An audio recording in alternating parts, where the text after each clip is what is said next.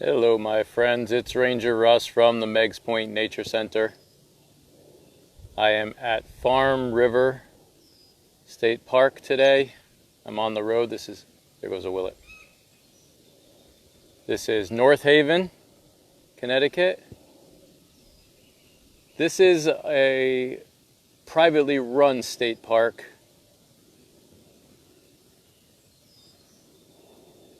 I have stayed here before. Years ago we did something called the Sojourn, where we rode bikes and paddled and canoed and kayaked across the state of Connecticut visiting state parks. And this is one of the places where we camped over. This is a new-ish state park, 1998. It was acquired. It's only 61 acres, not a lot of land, but we're really lucky that this is part of the Connecticut State Park system. In the 1970s, this area was full of, they're described as unkempt houses, summer homes.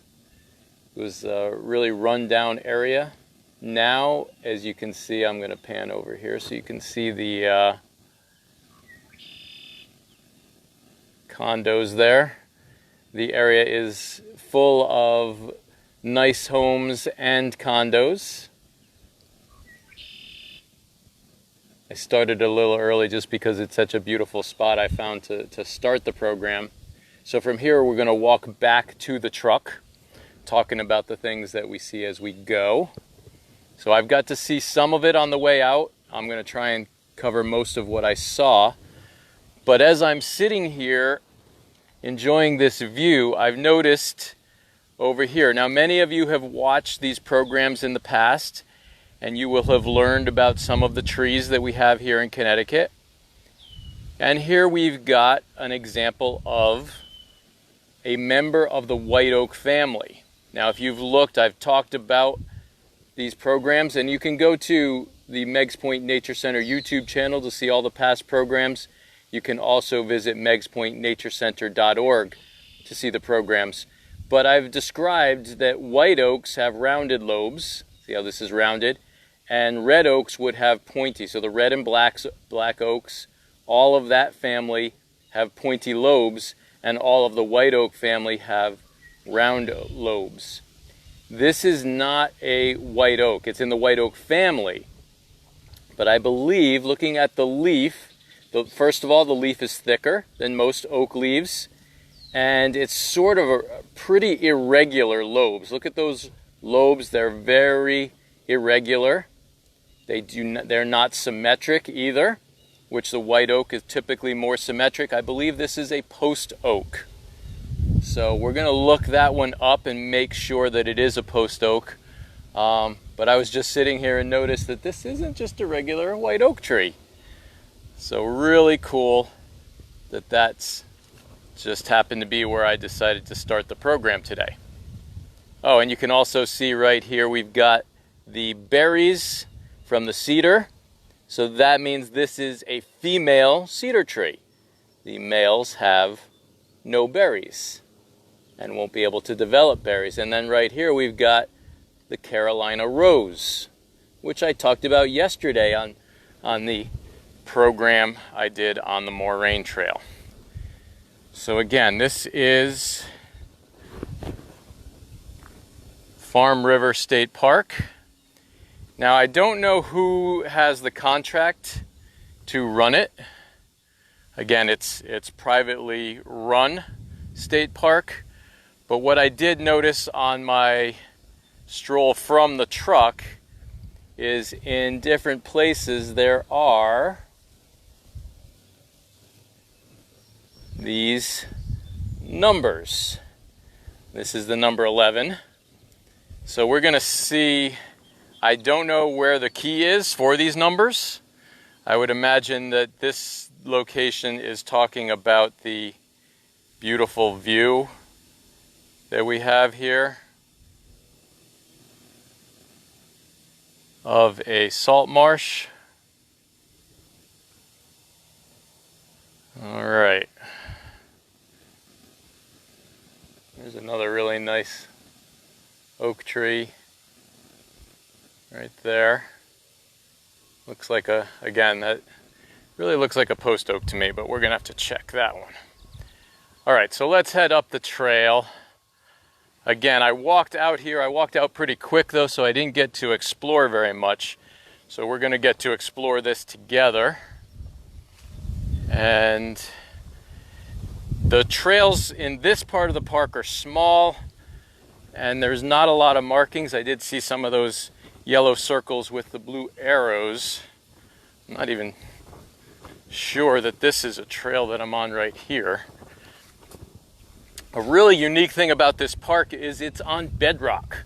Everywhere you see as I walk along, you're going to see open, exposed bedrock. It's not like Hammonasset, which was formed by glacial deposits, so that those rocks are loose and not well attached. These are bedrock. Now, if you look across the waterway there, that obviously is man-made construction. There was probably a bridge or a pier or something. There's another one right there. That part over there is also part of Farm River State Park. There is a boat launch here, and it used to be run by Quinnipiac. I don't know if they're still the ones that run it, and maybe they run this part of the park as well, the trails. But that's something that we're going to have to find out. But when I visited last, it was Quinnipiac that was running the boat launch, and you could launch your kayaks, and they have some docks over there as well. So now I see something here. Look at this tree. This tree has fallen, and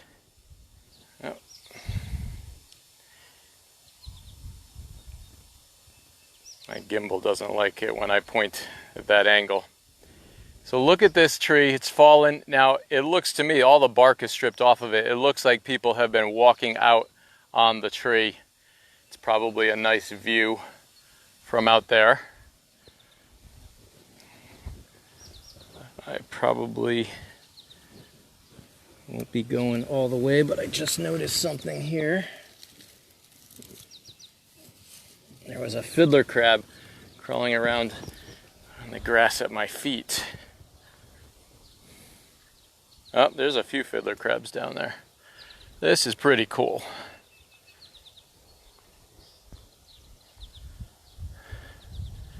Beautiful, beautiful view out here.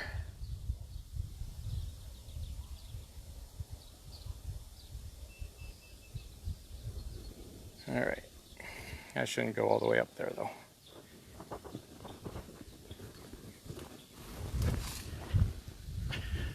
All right, I see a comment. The information on the numbered can be found. Oh, there's a website. Cool. Farm River Trails. Thank you for that. Josh, thank you. All right.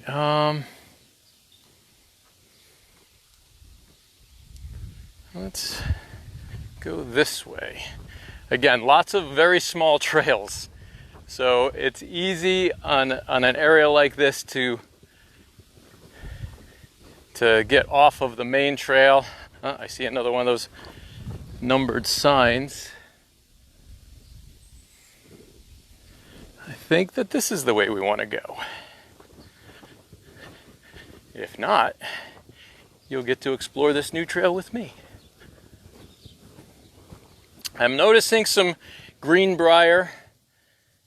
Greenbrier is a nuisance. It's not an invasive, but it is definitely a nuisance. It grows in after a farmer has let their field go back to forest. That's one of the first things to grow in. Oh, that's a low growth here. It's like going down a tunnel.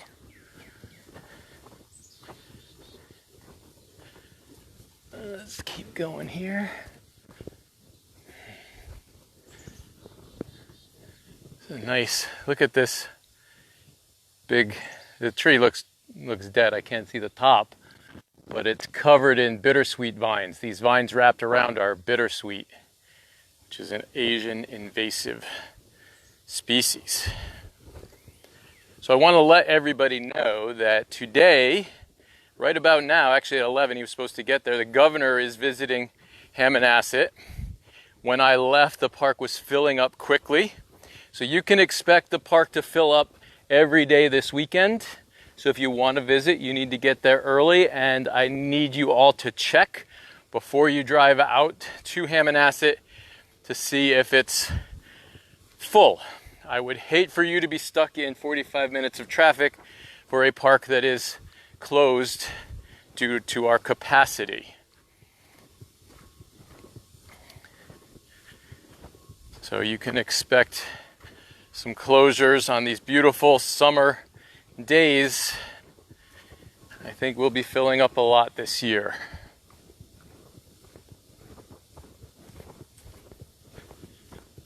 Oh, this is cool. So again, you're seeing the bedrock formations coming up here on my right. All the natural stone right there, not left by a glacier.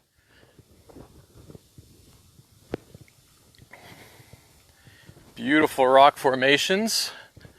There's a little side trail here. Let's go and take a look at that. Ooh, let's look at this big rock over here first. Here we've got some nice bedrock there. That tree right next to it also looks dead. That looks like a sassafras. Sassafras are fast growing. They don't live very long. But again, this is not a rock that's left by a glacier. That is part of the bedrock. That's part of the natural stone of Connecticut.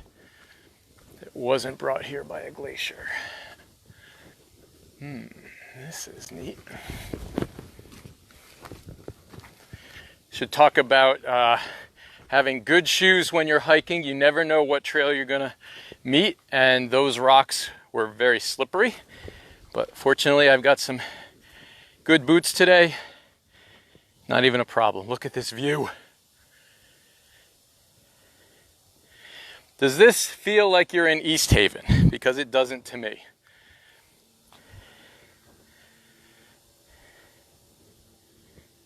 Look at the lichen growing on the rock.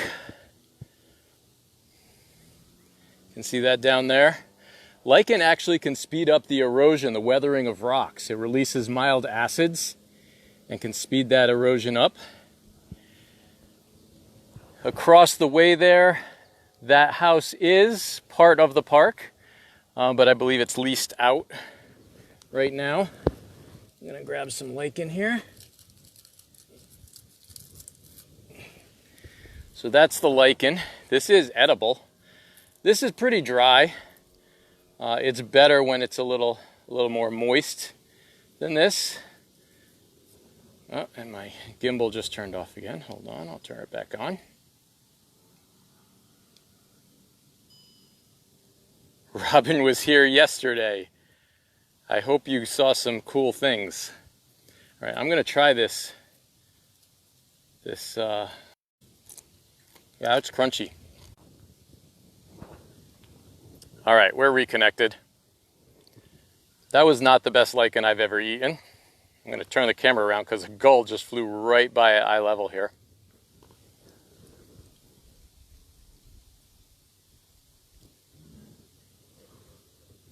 All right, let's keep going.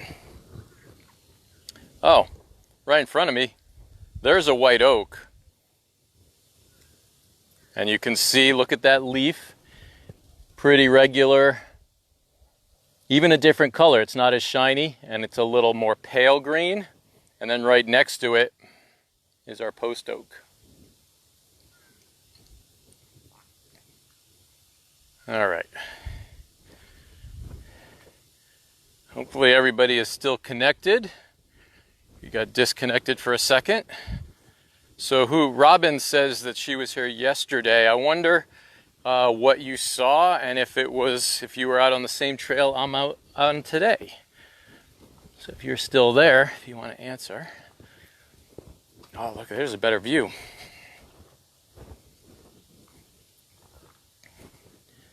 So again, there's the house.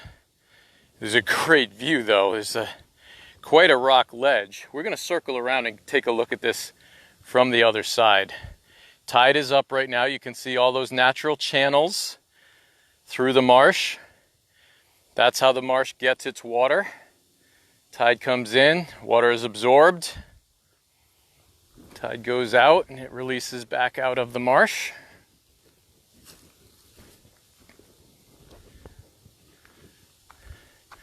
I love these walks along these ledges. I wouldn't call it a cliff. It's probably only 30 feet tall, but I guess you could have a 30-foot cliff.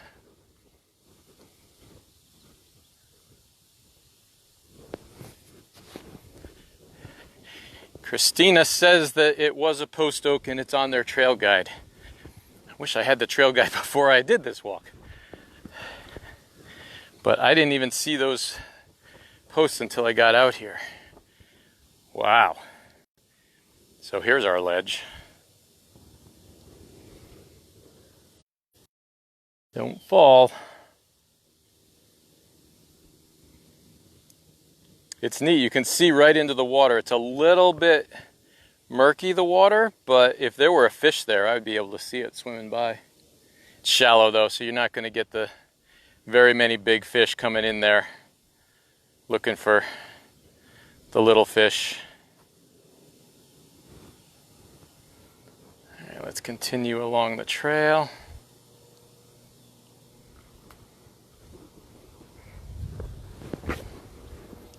Here we go. Let's go this way.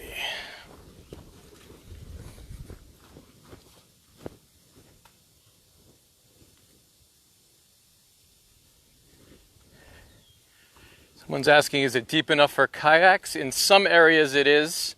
That channel over there is a little narrow. So let's talk about kayak etiquette for a second. There's no law or rule on kayaking in salt marshes. You're not allowed to walk out into certain marshes in the state of Connecticut, but your common etiquette for kayaking through a salt marsh is that it needs to be wide enough for your paddles not to touch the banks and your boat not to rub the bottom. So high tide, which is where we're at right now, in this part of the marsh you wouldn't be able to, but there's plenty of larger, wider channels around this whole area, and you can go up the Farm River. So I would really recommend this as a great kayak spot. I've never kayaked here, but this is definitely on my list now to kayak. Look at the view. Absolutely beautiful. Another nice white oak right there.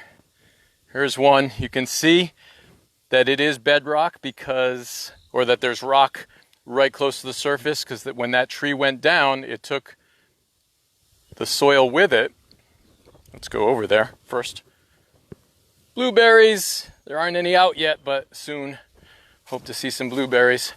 But if you look under that, look at it right underneath that log, that root, you can see the bedrock is right there. So shallow surface, and this tree actually, I think enough of the roots are in. This tree will be able to live like this for years. And we may come back years from now and see that tree just growing like this. That would be pretty cool.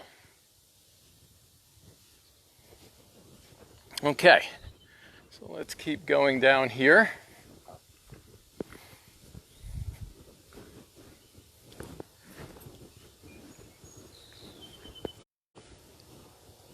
I am going to be planning on going kayaking on Sunday.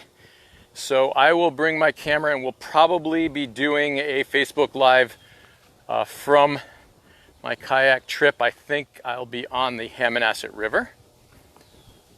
But I'm going with a group of people, so it's going to be a group decision, and we'll see where we end up going. Okay, there's a fork in the trail. I'm going to go this way.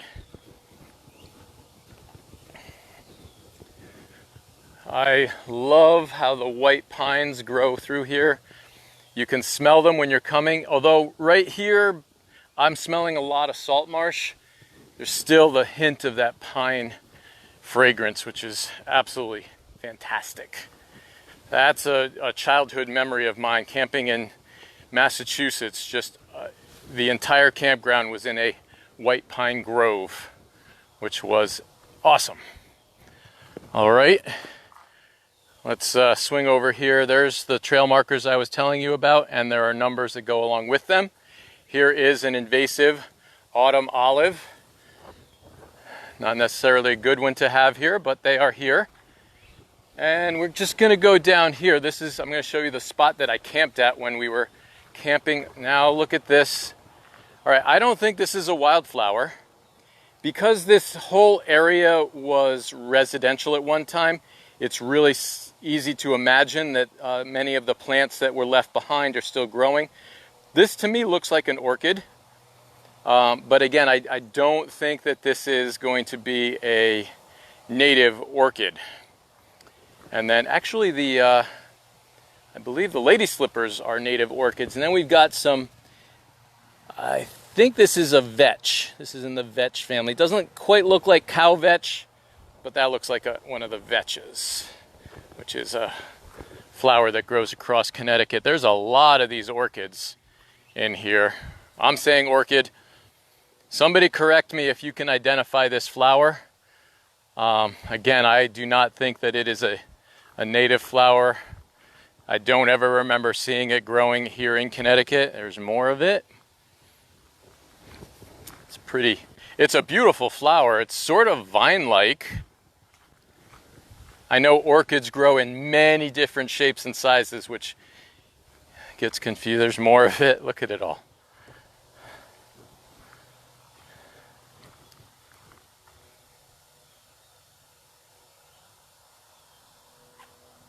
Oh, Christine says if I found number 14, it's a glacially created cave. That would have been really cool. So I'm guessing that that means a glacier dropped a rock on the bedrock and created a natural cave. But I did not find number 14. All right, so this is where, when we did the sojourn, we camped out. If anybody's watching that was on the sojourn, I'm hoping that we're going to do a reunion. I would love to meet you all again, see you all again. I don't even remember everybody that was on it. There was a large group of us that traveled across the state, but we set our tents up right out here in this clearing.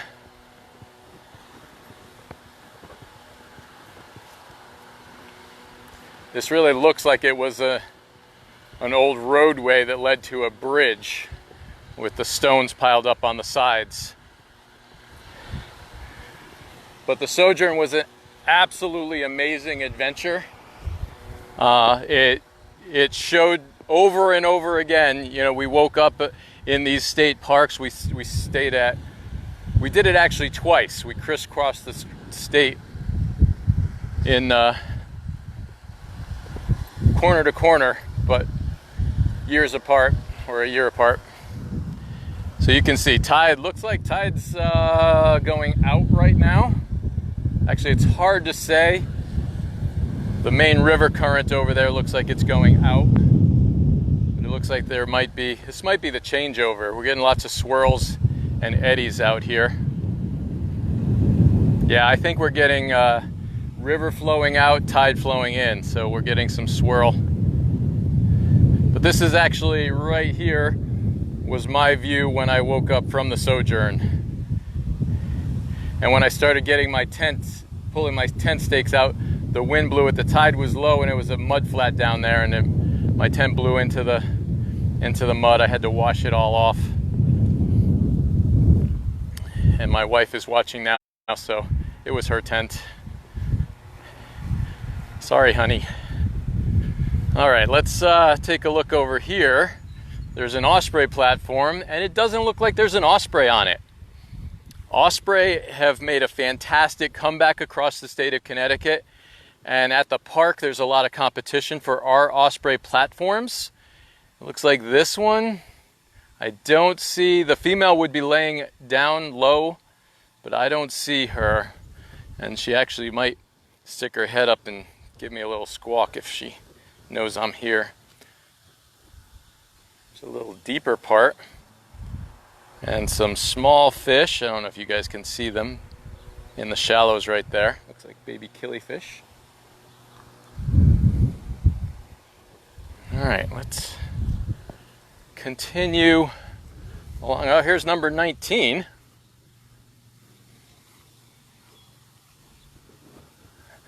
It's neat that they have those markers all around.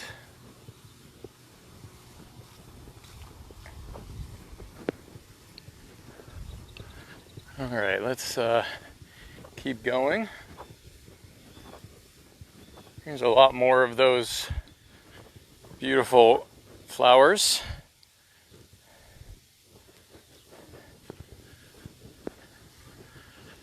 So they obviously like a little bit of salt. I'm sure they get flooded at least once a year with high tides in the winter, probably more than once a year. So if we go off to the right here, that's the driveway to those houses, which I believe are leased out. There's a sign that says trail ends private. But I believe the state owns the houses. They just lease them out. Let's go down the trail here.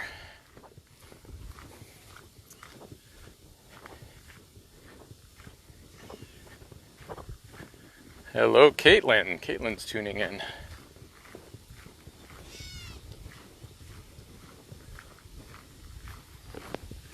I don't know if you guys could hear it, but we just walked by a catbird. All right, I'm seeing, if you see the shadow on the ground there, that is a tree of heaven leaf, or a tree of heaven shadow. So it made me stop and look back, and there is a tree of heaven growing right here. If you saw the program yesterday, tree of heaven is an invasive.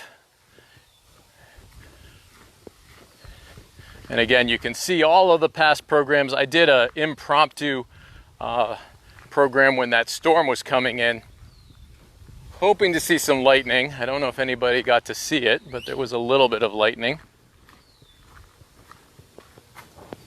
All right, I came from that way, but there's another trail here, so we're gonna go this way. I don't need to bring you all the way back to my truck, so we'll take these side trails. There's a number 20. So I don't think we're too close to number 14, but I'm still looking for 14.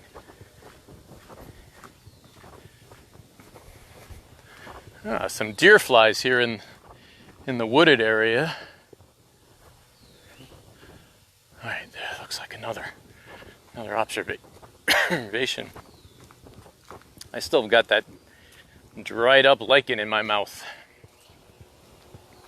It is much more tasty when it's fresh. Maybe if you soak it in water, it would be nice again. All right, look at that gnarled, twisted mass of roots. Looks like another cool view.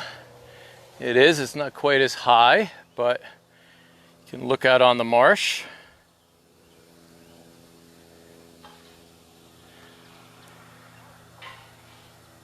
And if you look over here,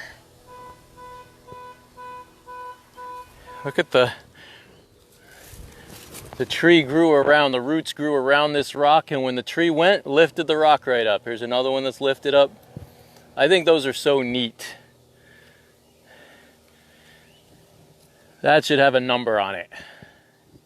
Say, look at this cool rock that got picked up by a tree and is now suspended in the air. All right, let's see what else we've got around here.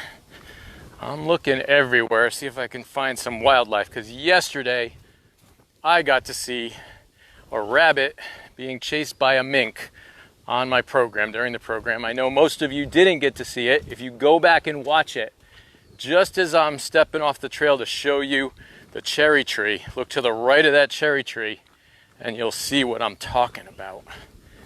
It was really neat. Now, the mink may not have been chasing the rabbit initially. The rabbit may have just been going down the trail. And the mink jumped out to try and chase it, but when they both saw me, they cut back into the woods. The brush, not woods, but... All right, look at this.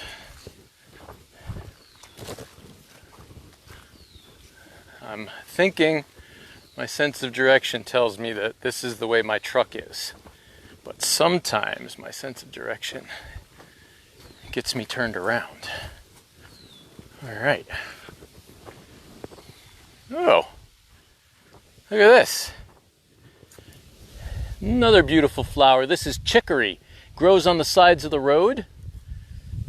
And this is curly dock right here. That's in the buckwheat family. I've talked about this a few times, and we'll talk about it again when I do ethnobotany.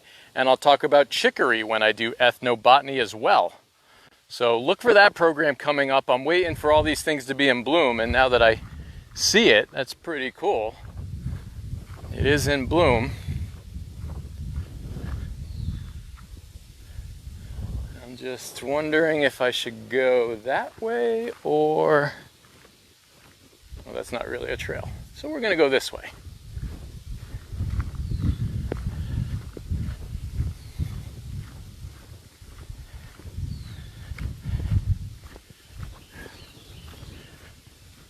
Hopefully this is not too bouncy for you. I've got this gimbal that tries to keep the camera steady.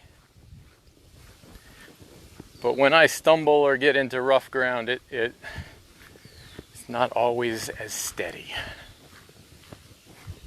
Shoreline Greenway Trail actually has some paths out here that they've begun. They're not connected to any other parts of the Shoreline Greenway Trail, but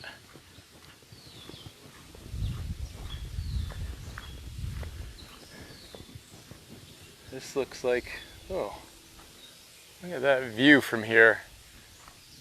Under the oak tree, out on the marsh. Sounds like the beginning of a song. Under the oak tree, or a poem. Okay, let's keep going.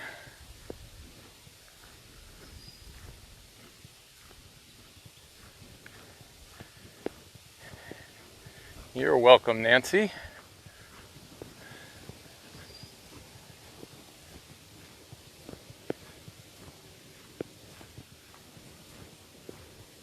Oh, these look like some really big basswood trees right here. I can't see the leaves really well, but from down here, those are some big ones. We get, or maybe that's a cottonwood. No, looks like a basswood. It's a big tree.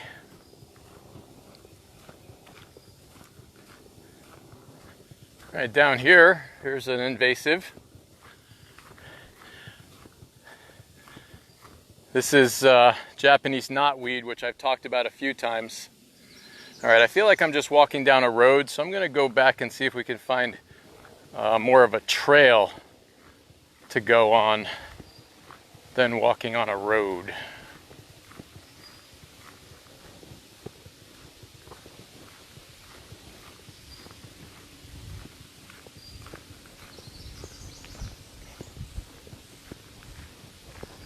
Going by some Multiflora Rose, that's another invasive. Here is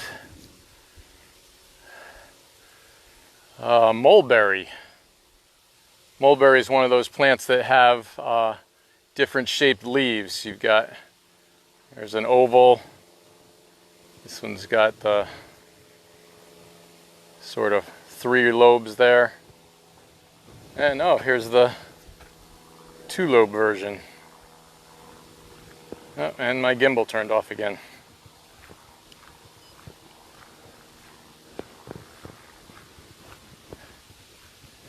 So you see this reddish right here, that's wineberry. Very, very tasty, but they are also an invasive, and they compete directly with the native raspberries and blackberries. So not the best to have around.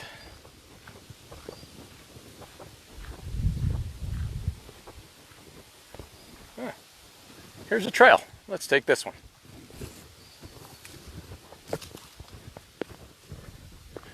And we're back in the woods. And some of my favorite trees with some graffiti on them. The beech trees, American beech. I love these. Trees, so beautiful. Look at how tall some of these trees are in here.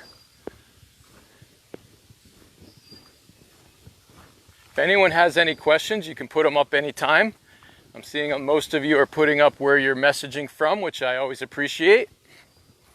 If you're not watching this live, you can send us comments on megspointnaturecenter.org's website, and you can visit the Virtual Learning Center to see the past programs. Okay, so here we've reached one of the Shoreline Greenway trails. There's more of that wineberry I was talking about. And I'll show you the sign, Shoreline Greenway Trail. Very cool. So let's see what's along here.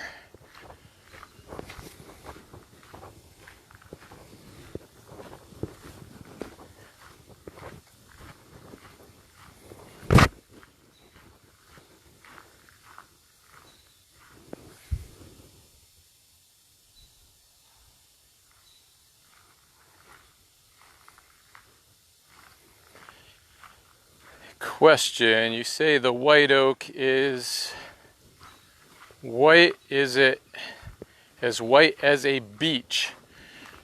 So, good question. I would say that the white oak has lighter bark than the beech. The beech is a little more gray and the white oak's a little more white. But the beech is smooth bark and the white oak is shaggy bark. So that is how you can tell them apart. Just by the bark anyway. Somebody carved an X in this tree. I wonder if that means there's treasure nearby. And this looks like, I'm pretty sure this is an invasive. I can't reach the leaves, but I think this is a Norway Maple. You can see the leaf there. The leaf is similar to a sugar maple. And if I could reach a stem and break off one of those, there'd be a milky substance coming out of it, where the the sugar maple has a clear substance in it.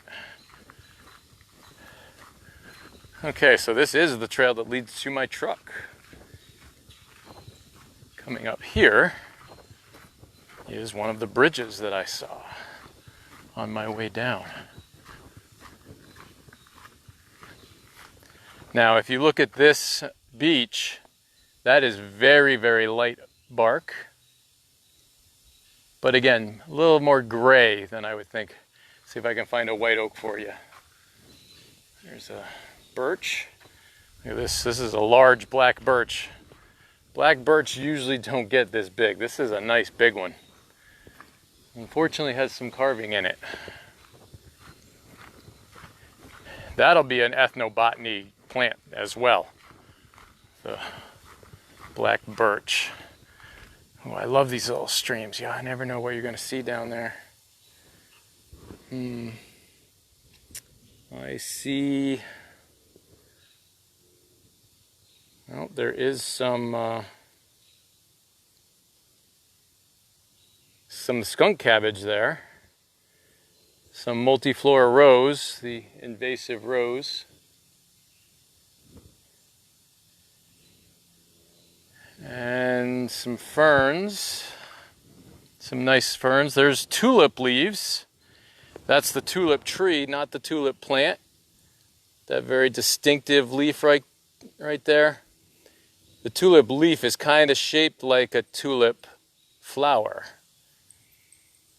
But they have a flower, a large yellowish flower that is shaped just like a tulip. So that's how the tulip tree, also known as a yellow poplar.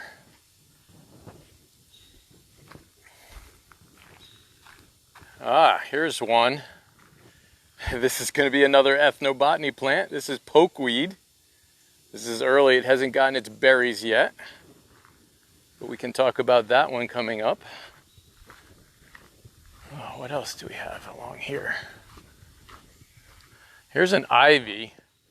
So not a poison ivy. I wouldn't be touching it. Not a native ivy. This is an ornamental. Again, this area was developed. There were homes all through here, so residences, and people plant things. And that's why it gets a little difficult, because now it's going back to, you know, what you would think is a native natural forest, but there's some unusual things here and there. Here's the sassafras again. You can use that one for ethnobotany as well. Maybe I'll have to come back here for my ethnobotany program. Another bridge. Shoreline Greenway Trail makes some spectacular trails. Really comfortable for biking on, really easy walks, nice bridges. Although they've got a beam coming off here. I'll have to tell them about that. Oh, here's an invasive that we don't like to see around. This is euonymus, or burning bush. Many nurseries will sell these. They were banned years ago, but then they hybridize them so that they can sell them again. They have a beautiful foliage in the fall, but they are invasive. Once they're starting to grow, they grow everywhere. And you'll notice as I walk along, the invasives just keep popping up. You know, here's more wineberry. That's what makes them invasive. They can grow everywhere. They can outcompete the local species, and it becomes too much competition. There's Multiflora Rose, another invasive, and then a raspberry, distinctive pale stem. So that raspberry has to compete with, looking through here, there's wineberry all through there, and then that little bit of raspberry. Looks like a nice, another big chunk of rocky bedrock up through there.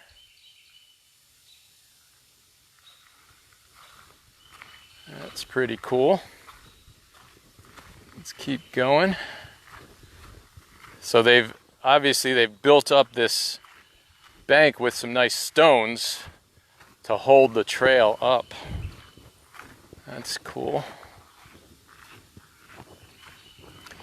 So again, Farm River is only 61 acres. It's a easy walk. I think if we did all of it, you're probably only looking at a little over a mile if you went all the way down and back.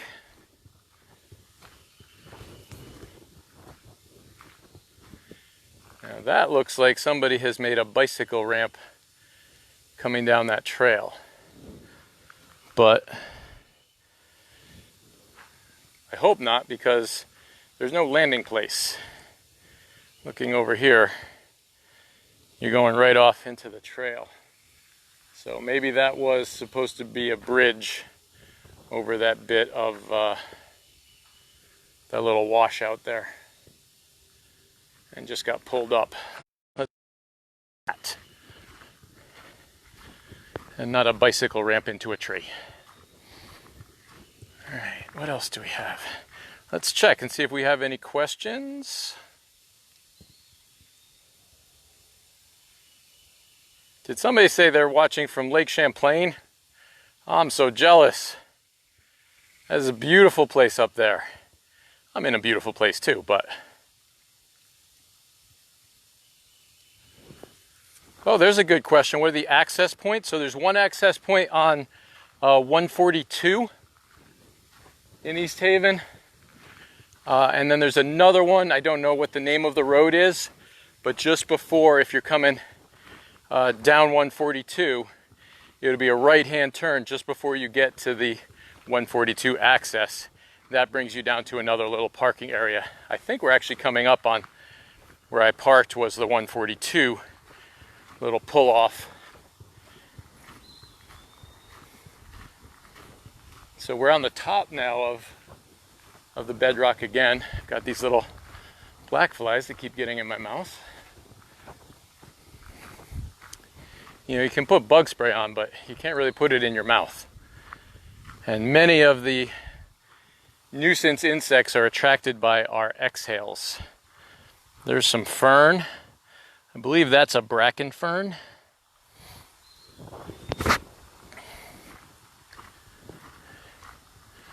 It definitely sounds like we're coming up on the road.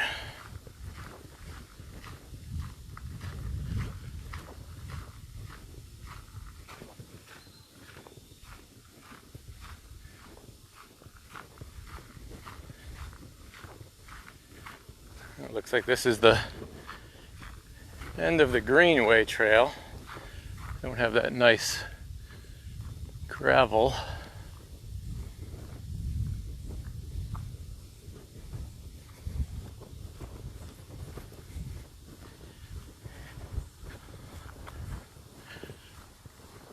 So I want to remind everyone that these programs will continue Tuesday through Friday at 11 o'clock. You can tune in live. You can watch them recorded on megspointnaturecenter.org, the Virtual Learning Center, or you can visit our Megs Point Nature Center YouTube channel.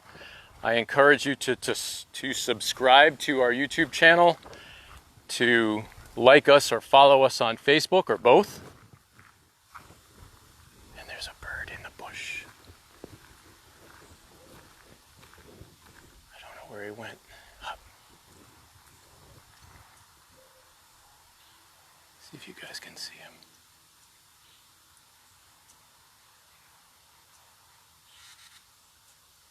Catbird.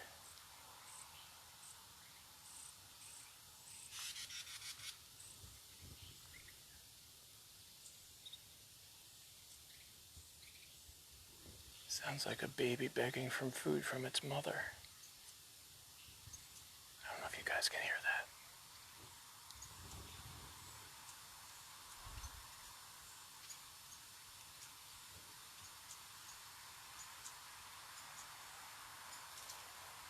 that. Oh.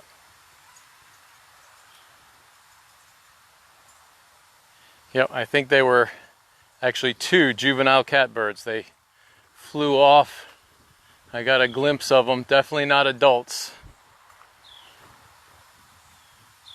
They thumped their wings when I walked by, which is what I heard.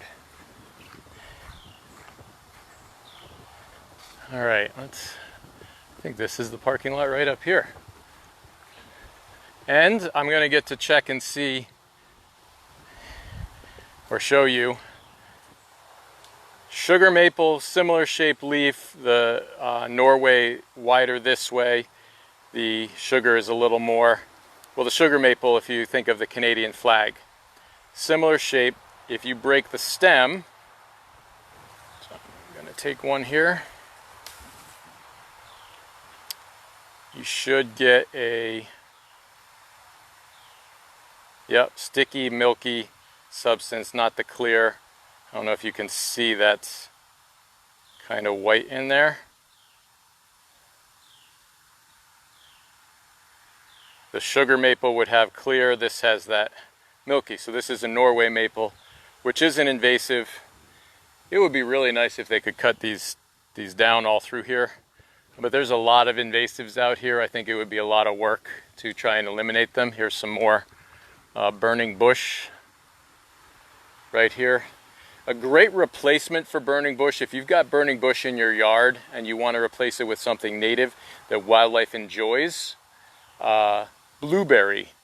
It doesn't get as bright of a color, but it does provide food for native wildlife and yourself if you enjoy it. I love blueberries, so I would love to see these all replaced with blueberries, high bush blueberry in particular. And so we were comparing bark colors. Here's a white oak. So if you compare that to the American beech, you'll see the difference in the bark. And it has got poison ivy growing all over it. Wow, look at that. If you look up, you can see that's poison ivy right there. You see the berries are green right now. Wildlife likes those berries, but all that greenery growing off the trunk of this tree is poison ivy. Dan says Killam's Point, not a state park, but similar to this park. So that would be a cool place to visit. I'm going to be sticking to state parks for these programs, but I might head out there for a hike. Killam's Point. Dan works at the park, so I can get more information from him. And this is a wild cherry tree. If you look at the bark, though, it looks like a young black birch tree. And we are at the 142 pull off. And there's my car right there. Nature Center vehicle. Let's switch. Okay, so again, this was Ranger Russ on the road. I hope you enjoyed this program, Farm River State Park in East Haven. You can tune in Tuesday through Friday at 11 o'clock for our live programs. Keep an eye out on Facebook. That's why you should like us or follow us on Facebook, because like yesterday in the afternoon, we had a thunderstorm rolling through the park, so I went out and filmed some of that. So please continue to watch, like us, follow us, let your friends know about us, and I will see you next time. Tomorrow's the 4th of July, so I'll probably do a program, but it might not be at 11. It's my day off, so I'll come up with something for you guys. That's tomorrow. Next Tuesday, 11 o'clock. I'll see you all then.